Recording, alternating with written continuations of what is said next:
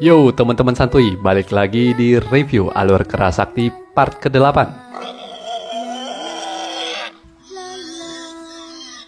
Pada video sebelumnya, Tong Samcong dan ketiga muridnya telah melewati rintangan di Kerajaan Wanita. Di sini sekaligus menandakan berakhirnya kisah Kerasakti season pertama yang diproduksi oleh perusahaan penyiaran TVB. Cerita akan berlanjut di season kedua yang masih diproduksi oleh TVB Hong Kong dengan cast mayoritas yang sama semua. Namun untuk aktor Sun Gokong yang semula diperankan oleh Lee Ki Chung diganti oleh Benny Chan.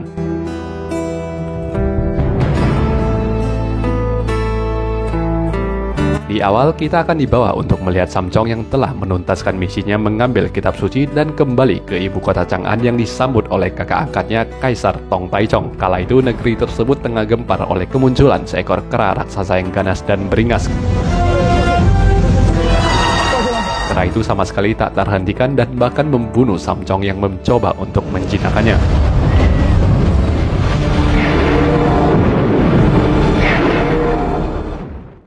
Untunglah semua itu hanyalah mimpi di mana Biksu Tong terbangun di bawah pohon di tengah perjalanan mereka yang masih sangat panjang. Pikiran Samcong menjadi sedikit terganggu dengan mimpinya sebelumnya. Ia menduga kera yang menginjaknya itu adalah Gokong dan di malam itu juga ia mengambil cermin dari Wuching untuk mengecek kebenaran, tetapi murid pertamanya terbangun membuat Samcong menceritakan kecemasannya sedangkan Gokong hanya bisa kecewa dengan gurunya yang mencurigainya. Sudah lama aku ikut guru. Berapa banyak bahaya kita alami. Aku selalu berusaha melindungi guru. Di atas kayangan ada seekor kera kecil yang dinamakan kera Loki yang merupakan murid dari orang tua Taisang. Dulunya kera Loki rupanya pernah mengganggu Kaisar Langit yang tengah rapat sehingga kera itu dijatuhi hukuman untuk turun ke bumi. Gokong yang penasaran dengan mimpi sang guru kemudian naik ke kayangan dan meminta bantuan Patien atau 8 dewa untuk melihat roda kehidupan. Dari sana terlihatlah kejadian-kejadian masa lalu saat Gokong berjuang mati-matian untuk sang guru. Lalu di kejadian masa depan terlihat seekor kera raksasa. Sayangnya belum sempat melihat lebih jauh, Dewa Erlang yang datang membuat mereka segera bubar. Sementara Gokong hanya bisa kembali ke bumi. Ke-8 dewa yang penasaran melanjutkan untuk melihat masa depan dari roda kehidupan. Dari sana mereka melihat sendiri kalau Samcong diinjak mati oleh kera raksasa. Di bumi, rombongan Gokong malah bertemu dengan sekelompok kera dan diantaranya itu ada kera Loki yang begitu mengidolakan Kerasakti. Kera kecil itu tidak henti-hentinya mengikuti Gokong di sepanjang perjalanan. 8 dewa yang tidak tenang setelah melihat masa depan menuju ke bumi untuk memberikan barang pusaka perlindungan mereka kepada Tong Samcong. 8 dewa itu sebenarnya curiga kalau Gokong adalah kera yang membunuh Biksu Tong di masa depan, tapi di saat itu juga kera Loki yang tak sengaja berdiri di depan cermin membuat semua orang kaget melihat wujud asli kera kecil itu. Gokong pun mencoba membimbing kera Loki agar kera itu tidak menjadi kera penghancur di masa depan dengan membawanya untuk mendapatkan bimbingan dari gurunya sendiri yaitu Mahaguru Bodhi. Usai itu Gokong melanjutkan perjalanan dan tibalah di sebuah negeri yang meminta benda pusaka agar dibiarkan melintas. Usut punya usut, ternyata negeri itu dikuasai oleh 3 siluman yang menagih benda pusaka dari kerajaan. Untuk menyelesaikan permasalahan itu, Gokong pun mewakili raja untuk menantang siluman elang, siluman gajah, dan siluman singa untuk bertarung, dan ketiganya tidak begitu sulit dikalahkan oleh Kerasakti. Sementara itu, kera Loki yang belajar dari Mahaguru Bodhi mulai berteman dengan seorang gadis burung yang mengajaknya ke kediamannya. Rupanya gadis burung itu adalah putri dari siluman elang yang memiliki niat jahat. Alhasil putrinya sendiri dan si kera Loki diberikan obat yang merangsang pertumbuhan sehingga gadis burung pun menjadi dewasa. Begitu pula dengan kera Loki yang terus membesar hingga menjadi wujud kera yang mengerikan dan menghilang dari sana. Mengerikan. Kera kecil kau kenapa? Di kayangan, Dewa Erlang mengadukan kepada Kaisar Langit hingga Sun Gokong yang menurutnya tidak serius dalam menempuh perjalanan ke barat. Bersama Anjing Langit, Erlang turun ke bumi dan menuduh Gokong yang memang suka bermain-main di tengah perjalanan mereka. Singkat cerita, para pengambil kitab suci pun melanjutkan perjalanan, namun Gokong yang teringat dengan kera Loki membuka penerawangannya. Ia terkejut melihat kera kecil itu tiba-tiba menjadi kera raksasa dan pergi untuk mencarinya. Akan tetapi, Erlang kembali muncul mencegatnya, menuduhnya melalaikan tugas mengambil kitab suci.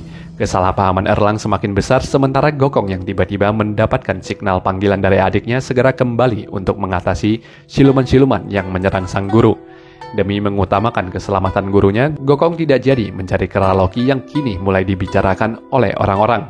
Kabar kera raksasa ini malah sampai ke telinga Kaisar Tong Taichung yang memberikan perintah untuk menangkap kera itu dan menjadikannya sebagai tontonan alih-alih mengungsikan para penduduk. Rencana Kaisar yang berbahaya ini kemudian dipelajari oleh Gokong melalui Dewa Bumi, dan Samcong yang tak tenang memberikan misi kepada 3 muridnya. Menurutnya tidak ada gunanya jika mereka pergi mengambil kitab suci apabila mengabaikan keselamatan orang banyak dari ancaman kera Loki. Samcong pun diberikan mantra perlindungan sementara ketiga muridnya setuju untuk berpencar menjadi 3 arah untuk mencapai ibu kota Chang'an demi memberikan surat Samcong kepada Kaisar. Strategi berpencar ini tentunya untuk mengantisipasi Dewa Erlang yang masih terus mengawasi mereka. Dugaan Gokong benar, Erlang memimpin pasukan langit untuk mengejar ketiga orang ini, di mana Wuching yang bodoh malah kabur tak menentu arah. Sedangkan Gokong yang geram dikeroyok oleh Erlang dan anjing langit menarik mereka masuk ke dalam sebuah perangkap pagoda langit. Yang tak disangka-sangka, Pat Kai yang terjun ke laut saat menghindari kejaran prajurit langit malah tiba duluan ke kota Chang'an. Di sana ia mendengar bahwa Kaisar mengadakan sayembara untuk menangkap monster kera. Begitu juga dengan siluman elang, siluman singa, dan siluman gajah juga mendengarkan soal sayembara itu. Pat Kai yang meluncur ke istana memperingati raja soal mara bahaya kera Loki yang bisa tambah kuat bila terkena api dan berubah menjadi naga bila terkena air. Tetapi ia diabaikan hingga ketiga siluman muncul di sana untuk mendaftar mengikuti sayembara menangkap monster. Pat Kai yang direndahkan oleh ketiga siluman akhirnya malah menerima tantangan ketiga siluman itu. Sementara itu, terkurung di dalam pagoda, Gokong dan Erlang harus menjawab pertanyaan dari Buddha kebijaksanaan agar mereka dibebaskan. Wuching yang lari tak menentu arah malah tiba ke negeri Sahe. Ia hanya terlentang lemas saat mempelajari ia telah pergi ke tempat yang salah. Setelah menerima tantangan ketiga siluman untuk mengikuti sayembara, Pat Kai sedikit menyesal dengan keputusannya hingga ia ditemui oleh Tuan Putri yang sangat cantik. Berkat Tuan Putri yang mirip dengan Chang'e itu, akhirnya Pat Kai mendapatkan keberaniannya untuk menghadapi si kera Loki. Kala itu si kera dalam wujud naganya membantai para prajurit kerajaan. Pat Kai yang tidak bisa mundur lagi pun menerjang ke garis depan dan seketika itu pula ia disembur oleh api dan dikabarkan telah mati. Tong Samcong yang tak tenang dengan nasib jutaan penduduk memutuskan untuk kembali ke kota Chang'an.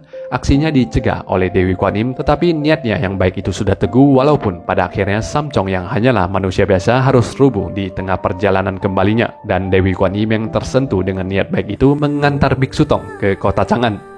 Di sana, ketiga siluman menggantikan posisi Pat Kai untuk mengalahkan kera Loki. Mereka melancarkan serangan jarak jauh dengan memanggil petir untuk menyambar.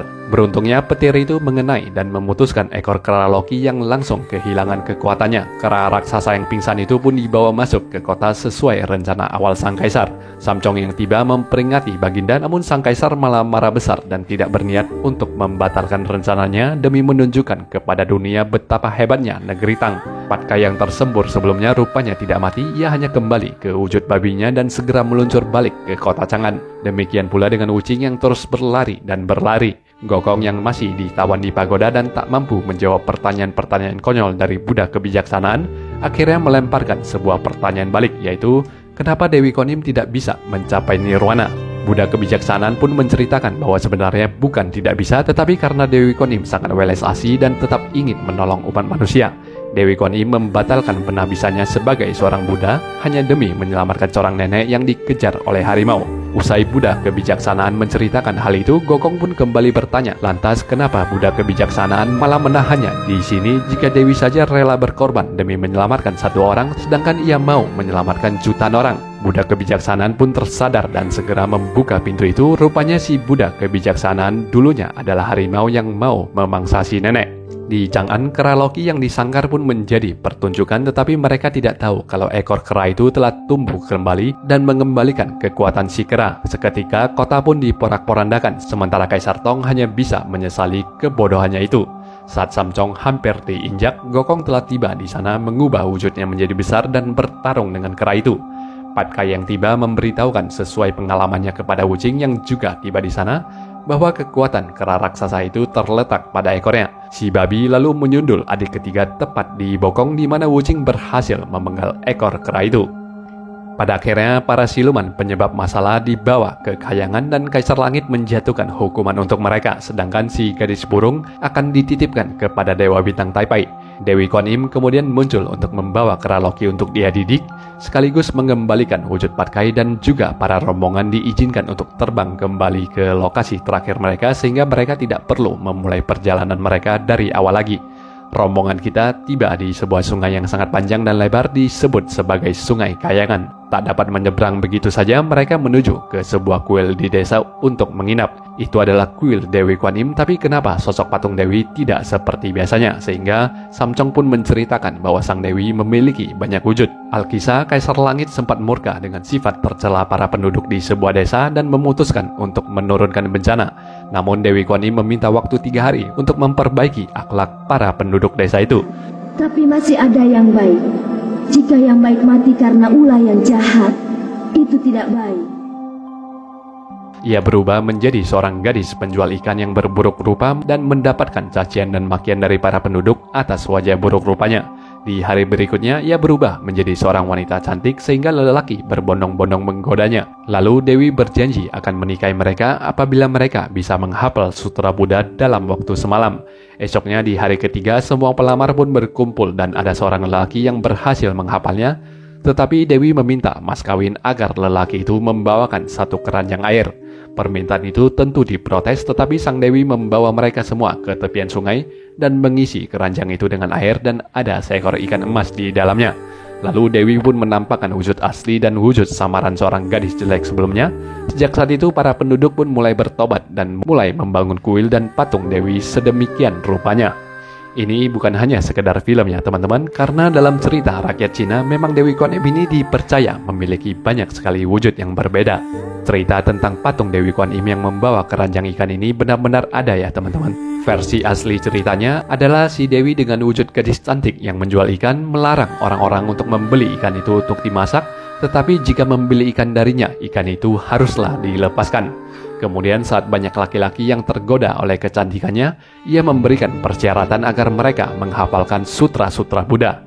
Kejadian itu terus berulang-ulang dan syaratnya semakin lama semakin banyak, sehingga orang-orang yang membaca sutra itu pelan-pelan sikapnya mulai berubah dan diperbaiki sehingga bencana bagi mereka pun terhindarkan.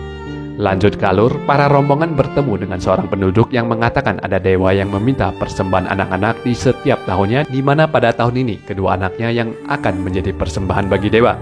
Gokong pun bisa langsung menebak kalau itu sebenarnya adalah ulah dari siluman. Setelah melihat rupa kedua anak kecil itu, Gokong dan Patkai pun merubah wujudnya seperti kedua anak kecil itu dan menjebak siluman yang menyamar menjadi dewa itu.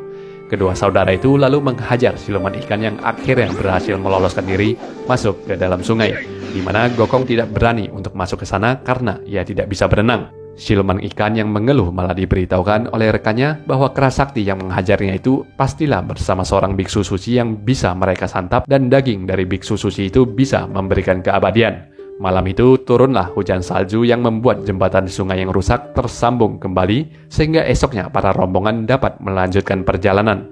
Tetapi tepat di atas jembatan, Gokong, Patkai dan Wucing dipancing oleh siluman ikan sementara Samcong diculik ke bawah air. Karena Gokong tidak berani masuk ke sungai, Patkai dan Wucing pergi ke bawah dan menghina siluman ikan agar mengejar mereka ke atas. Pancingan itu berhasil selayaknya memancing ikan pada umumnya.